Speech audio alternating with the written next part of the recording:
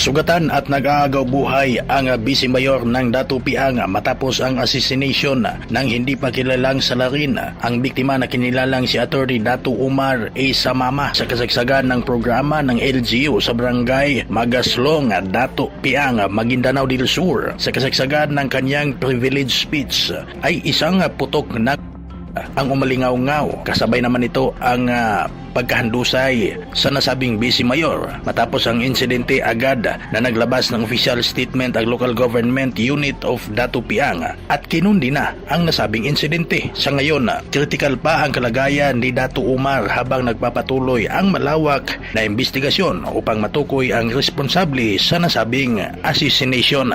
Nangyari may sa baba na kasya kami medical mission, nagdapi kami ang mga opisina na munisipyo. So nangyari may sa baba na kasya kami para maubay sa kanutanan. So siya ko sumaya focus sa bidyata no, bukid sumaya nakapag-ubilutan no siya sa Datu Piang. So Datu Piang sa muna, bangalan ako na si kaning sa ukit, panunin ka konektata no sa mabiyag kanuuman din ipamilya apaggaban siya sa Datu Piang. Especially kanong mga each barangay.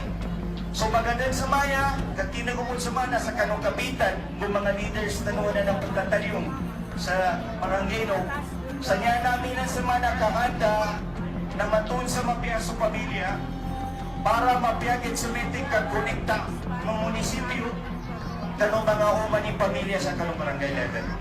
So niya sana pagkapasa na umanisa na makaamong sa kaning-kano italawan na nalistan para magkapangadan sa ukit na konektado tanong sa mafia. Para eventually, din magdalo na umanisa ay may dato na kami makakuha. Baba, na kami makalista. Sumana niya pagkapasan sa maya sa Datu Piang na magkapangadan tanong sa comprehensive ukit katenani ni alunwalay ni tengani ni pagkawulo ba na makaamong tanong ka mga listantan. Kagina sumana niya ito pagkapas.